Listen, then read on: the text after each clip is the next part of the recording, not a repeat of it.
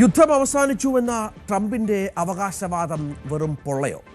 അല്ലെങ്കിൽ 5 ദിവസത്തെ വെടിനിർത്തൽ എന്ന ട്രംപിൻ്റെ ഇപ്പോഴത്തെ നിലപാട് മറ്റൊരു അടവ് നയമോ?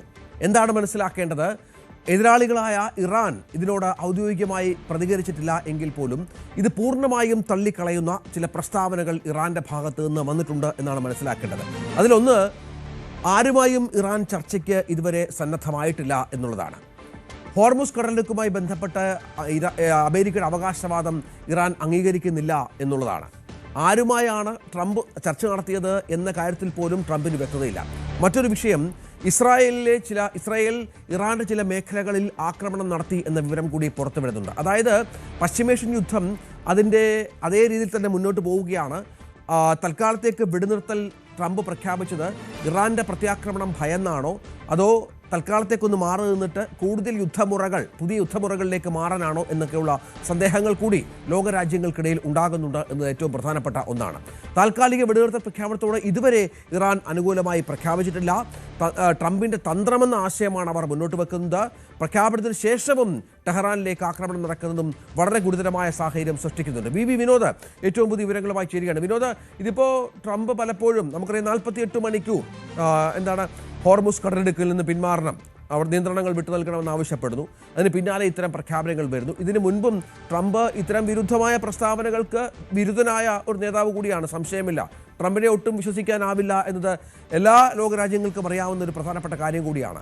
അങ്ങനെ ഇതിനെ കണ്ടാൽ മതിയോ? ഏകപക്ഷീയമായി ഇത്തരം ഒരു കാര്യം പ്രഖ്യാപിച്ചതിന് പിന്നിൽ എന്ത് എന്നാണ് മനസ്സിലാക്കേണ്ടത്? രഞ്ജിത്ത്, ട്രംപിൻ്റെ പ്രഖ്യാപനം വന്ന് മണിക്കൂറുകൾ കഴിയുമ്പോഴും ഇറാൻ അതിനെ സ്വാഗതം ചെയ്തില്ല എന്നത് മാത്രമല്ല, ചില സംശയങ്ങൾ കൂടി പ്രകടിപ്പിക്കുന്നുണ്ട്. പ്രധാനമായും ഈ 5 ദിവസത്തെ വെടിനിർത്തൽ, അത് ഇറാനിലെ ഊർജ്ജ കേന്ദ്രങ്ങൾ ആക്രമിക്കില്ല എന്ന ഒരു നിലപാടിലേക്കാണ് ട്രംപ് പോയിട്ടുള്ളത്. അതിനടിസ്ഥാനമായി പറയുന്നത് ഇറാനിലെ ആത്മീയ നേതാവുമായി സംസാരിച്ചു, അങ്ങനെ ഒരു അനുരഞ്ജന ചർച്ചയുടെ ഭാഗമായി ഇത്തരമൊരു തീരുമാനത്തിലേക്ക് പോയി എന്നതാണ്. പക്ഷേ അവിടെയാണ് ഇറാൻ സംശയം പ്രകടിപ്പിക്കുന്നത്. അങ്ങനെ ഒരു ചർച്ച നടത്തിയതായി ഇറാന് ഒരു സ്ഥിരീകരണവുമില്ല. അവർ അക്കാര്യം നിഷേധിക്കുകയാണ്. മാത്രമല്ല, ഇറാനിലെ വാർത്താ ഏജൻസി ഇത് സംബന്ധിച്ച് അമേരിക്കയുടെ നിലപാട് പൂർണ്ണമായി തള്ളുന്ന നിലയിലേക്കാണ് അവരുടെ റിപ്പോർട്ടുകൾ വരുന്നത്. ആ തരത്തിലാണ് ഇറാൻ ഭരണകൂടം വ്യക്തമാക്കുന്നതെന്നാണ് ഈ വാർത്താ ഏജൻസി അവരുടെ വാർത്താക്കുറിപ്പിൽ വ്യക്തമാക്കുന്നത്. ട്രംപിൻ്റെ ചില പ്രഖ്യാപനങ്ങൾ കൂടി വന്നിട്ടുണ്ട്. ഈ ഹോർമുസ് കടലിടുക്കിൻ്റെ നിയന്ത്രണം US-ഉം ഇറാനുമായി ഇനി നിയന്ത്രിക്കും എന്ന കാര്യം. അങ്ങനെയെങ്കിൽ ഈ യുദ്ധത്തിൻ്റെ തുടക്കത്തിൽ അങ്ങനെ ഒരു ആവശ്യമല്ല ഇസ്രായേലോ അമേരിക്കയോ മുന്നോട്ട് വെച്ചത്. തീവ്രവാദത്തിനെതിരെയുള്ള പോരാട്ടം എന്ന നിലയ്ക്ക് തുടങ്ങിയ യുദ്ധം അതെങ്ങനെ ഹോർമുസിൻ്റെ നിയന്ത്രണം എന്ന താല്പര്യത്തിലേക്ക് ഏറ്റവും ഒടുവിൽ അമേരിക്ക എത്തുന്നു എന്ന ചോദ്യമാണ് വരുന്നത്. യുദ്ധത്തിൻ്റെ ഒരു ഘട്ടത്തിലും അല്ലെങ്കിൽ യുദ്ധം തുടങ്ങുന്നതിന് മുൻപ് ഉന്നയിക്കാത്തൊരു കാര്യം എങ്ങനെ ഈ ഒരു ഘട്ടത്തിൽ അതിന്മേലുള്ളൊരു താല്പര്യമായി അമേരിക്കയ്ക്ക് ഇത് വന്നു ചേരുന്നു എന്ന സംശയം ഉണ്ടാകുന്നു. മാത്രമല്ല, ഇറാൻ ഈ ഹോർമുസുമായി ബന്ധപ്പെട്ട് കഴിഞ്ഞ ദിവസങ്ങളിൽ തന്നെ അധിക ചുങ്കം ഏർപ്പെടുത്താനുള്ള തീരുമാനമെടുത്തിരുന്നു. കപ്പലുകൾ കടന്നു പോകുന്നതിന് ഇന്ത്യൻ രൂപ ഏതാണ്ട് 18 കോടി രൂപ അവർക്ക് താരിഫായി ലഭിക്കുന്ന തരത്തിലുള്ള ചില നടപടികളിലേക്ക് ഇറാൻ കടന്നിരുന്നു. ഏതായിരുന്നാലും ഇറാൻ സംശയിക്കുന്നത് ഇത് ആയുധ വിന്യാസത്തിനുള്ള സമയം കൂടുതലായി അമേരിക്കയ്ക്കും ഇസ്രായേലിനും ലഭിക്കുന്നതിന് വേണ്ടി ഈ താൽക്കാലിക വെടിനിർത്തലിലേക്ക് പോകുന്നു. അതോടൊപ്പം തന്നെയാണ് ആഗോളതലത്തിൽ ഇന്ധന വിലയിൽ വലിയ കുതിച്ചുചാട്ടം ഉണ്ടാകുന്നത്. ഇത് നിയന്ത്രിക്കുക ഇപ്പോൾ അമേരിക്കയ്ക്കും ആവശ്യമാണ്. കാരണം ഇപ്പോൾ ഗൾഫിലെ മറ്റ് രാജ്യങ്ങളെ കൂടി ഇറാൻ ആക്രമിക്കുന്ന നിലയുണ്ട്. അവർക്ക് എണ്ണ വിൽപ്പനയിലൂടെയാണ് പ്രധാനമായും ഈ മിഡിൽ ഈസ്റ്റിലെ രാജ്യങ്ങളെല്ലാം തന്നെ പിടിച്ചു നിൽക്കുന്നത്. അത്തരത്തിൽ അവർക്ക് അവരുടെ ഉൽപ്പന്നങ്ങൾ വിറ്റഴിക്കാനുള്ള ഒരു സമയം ക്രമീകരിക്കുക. മറ്റ് ലോകരാഷ്ട്രങ്ങളിൽ അമേരിക്കയുമായി സൗഹൃദം പങ്കിടുന്ന രാജ്യങ്ങളുണ്ട്. ഇപ്പോൾ യൂറോപ്യൻ രാജ്യങ്ങൾ ഉൾപ്പെടെയുള്ള കേന്ദ്രങ്ങൾ, അവിടെയൊക്കെ തന്നെ ഈ ഇന്ധന പ്രതിസന്ധി ഉണ്ടാകരുത്, അതിന് താൽക്കാലികമായ ഒരു പരിഹാരം ഉണ്ടാകേണ്ടതുണ്ട്. അതിന് ട്രംപിൻ്റെ ഒരു തന്ത്രമായാണ് ഈ വെടിനിർത്തൽ പ്രഖ്യാപനത്തെ ഇറാൻ കാണുന്നത്. ഇറാൻ ഈ ആക്രമണ സമീപനത്തിൽ നിന്ന് പിന്നാക്കം പോകുന്നില്ല എന്ന് മാത്രമല്ല, ഇറാൻ പറയുന്ന ഒരു കാര്യം ഈ ലോകരാജ്യങ്ങൾ ആവശ്യപ്പെടേണ്ടത് അമേരിക്കയോടാണ്. കാരണം ഈ യുദ്ധം തുടങ്ങി വെച്ചത് അമേരിക്കയാണ്. അതുകൊണ്ട് തന്നെ മറ്റ് രാജ്യങ്ങൾ, ഈ യുദ്ധത്തിൽ പങ്കെടുക്കാതെ മാറി നിൽക്കുന്ന രാജ്യങ്ങളുണ്ട്, ഇന്ത്യ അടക്കമുള്ള രാജ്യങ്ങൾ, അവരെല്ലാം അമേരിക്കയോട് ആവശ്യപ്പെടണം എന്നൊരു നിലപാടിലേക്കാണ് ഇറാൻ പോകുന്നത്. കാരണം യുദ്ധം തുടങ്ങിയത് തങ്ങളല്ല എന്ന് ഇറാൻ ആവർത്തിച്ച് പറയുന്നു. മാത്രമല്ല, ഊർജ്ജ കേന്ദ്രങ്ങൾ ആക്രമിച്ചാൽ അത് അമേരിക്കയ്ക്ക് ഇടം നൽകിയിട്ടുള്ള ഗൾഫിലെ മറ്റ് രാജ്യങ്ങളെ മുഴുവൻ ആക്രമിക്കുന്ന നിലയിലേക്ക് ഇപ്പോൾ നടത്തുന്നൊരു ആക്രമണമല്ല. ഇപ്പോൾ സൈനിക കേന്ദ്രങ്ങൾ മാത്രമാണ് ആക്രമിക്കുന്നത്, അമേരിക്കയുടെ സൈനിക കേന്ദ്രങ്ങൾ. അതിനപ്പുറത്തേക്ക് ഈ രാജ്യങ്ങളിലെ ഊർജ്ജ കേന്ദ്രങ്ങൾ കൂടി ആക്രമിക്കുന്ന നിലയിലേക്ക് ഇറാൻ മാറുമെന്ന വളരെ ശക്തമായ ഒരു നിലപാട് കൂടി ആ രാജ്യം കൈക്കൊള്ളുകയാണ്. അങ്ങനെ ഒരു ഘട്ടത്തിലാണ് ഇപ്പോൾ നിൽക്കുന്നത്. പക്ഷേ നമ്മൾ ഓഹരിയുമായി ബന്ധപ്പെട്ട് അല്ലെങ്കിൽ ആഗോള ക്രൂഡ് വിലയുമായി ബന്ധപ്പെട്ടൊക്കെ കാര്യങ്ങൾ പരിശോധിക്കുമ്പോൾ ഈ പ്രഖ്യാപനം വന്ന ശേഷം ഗണ്യമായി ക്രൂഡ് വില കുറയുകയാണ്. ഇപ്പോൾ ബാരലിന് $90 എന്ന നിലയിലേക്ക് വന്നിരുന്നു. ഇത് $114 വരെയൊക്കെ പോയതാണ്.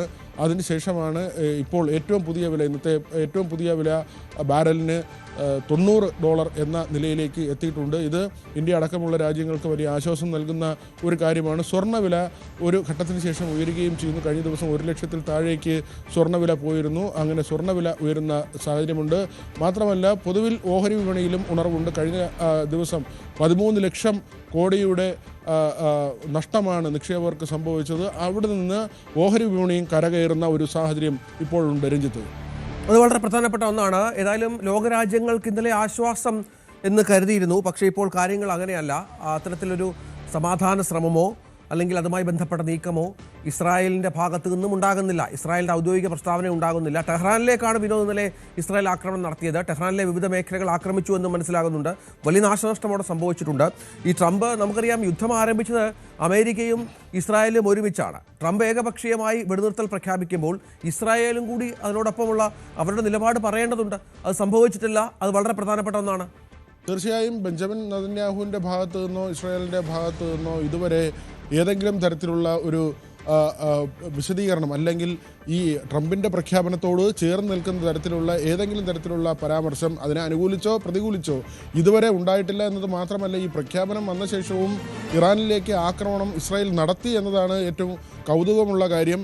അമേരിക്കയെ സംബന്ധിച്ചൊരു വെല്ലുവിളിയുടെ ഘട്ടത്തിലൂടെയാണ് കടന്നു പോകുന്നത്. കാരണം അമേരിക്കയിൽ ഈ അവിടുത്തെ പ്രതിനിധി സഭകളിൽ വരുന്ന തിരഞ്ഞെടുപ്പുണ്ട്. അതായത് ഇപ്പോഴത്തെ സർക്കാരിനെ വിലയിരുത്തുന്ന തരത്തിലുള്ള ഒരു മിഡ് ടൈമിൽ വരുന്ന ഒരു വിലയിരുത്തൽ പരിശോധനയുണ്ട്.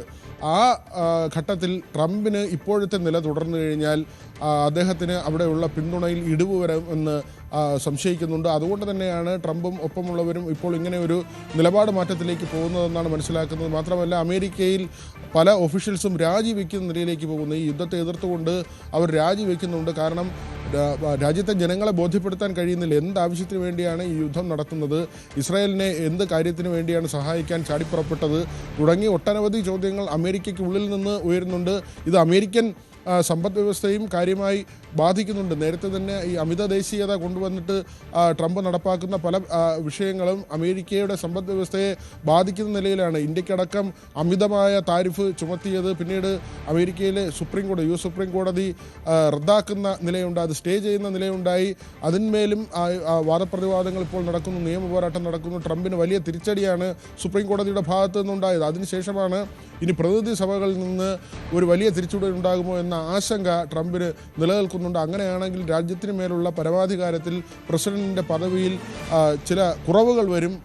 പൂർണ്ണമായും രാജ്യത്തിൻ്റെ എല്ലാ വിഷയങ്ങളിലും ഇടപെടുന്ന അധികാരം പ്രയോഗിക്കാൻ ട്രംപിന് കഴിയാത്ത തരത്തിലേക്കുള്ള ഒരു പ്രസിഡൻ്റായി അദ്ദേഹം മാറും.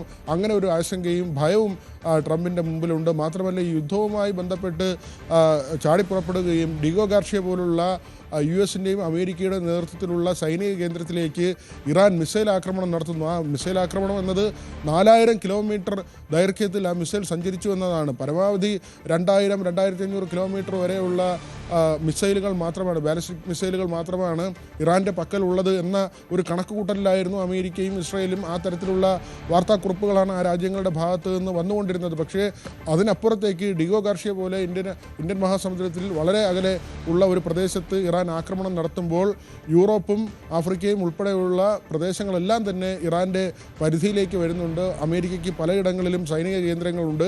ഈ സൈനിക കേന്ദ്രങ്ങളൊക്കെ ആക്രമിക്കാൻ തക്ക ശേഷി ഇറാനുണ്ട് എന്നൊരു തിരിച്ചറിവ് കൂടി അമേരിക്കയ്ക്ക് ഉണ്ടായി എന്ന കാര്യം കൂടി ഇതിനോട് ചേർത്ത് വായിക്കണം. അതാണ് സാഹചര്യം. ഏതായാലും അമേരിക്ക ഏകപക്ഷീയമായി ട്രംപ് യുദ്ധം 5 ദിവസത്തേക്ക് നിർത്തിവെച്ചു എന്ന് പറയുമ്പോഴും ആ വാദം തള്ളിയാണ് ഇപ്പോൾ ഇറാൻ രംഗത്ത് വന്നിരിക്കുന്നത്. അത് പരമപ്രധാനമായ ഒരു കാര്യമാണ്. ഇനി നമുക്ക് കാത്തിരിക്കാം. വരുന്ന മണിക്കൂറുകൾ നിർണായകമാണ്. ഔദ്യോഗികമായ പ്രതികരണം ഇറാൻ്റെയും ഒപ്പം ഇസ്രായേലിൻ്റെയും ഭാഗത്തുനിന്നുണ്ടാകണം. ഇസ്രായേൽ കൂടി ഈ സമാധാന ശ്രമത്തിൽ പങ്കാളിയായാൽ മാത്രമാകും ഈ പറഞ്ഞതുപോലെ എന്താണ് ഇതിനൊരു പെർമനൻ്റ് ആയിട്ടുള്ള സൊല്യൂഷൻ ഉണ്ടാവുക എന്ന കാര്യത്തിൽ സംശയമില്ല. വി വിനോദാണ് വിവരങ്ങൾ പങ്കുവച്ചത്.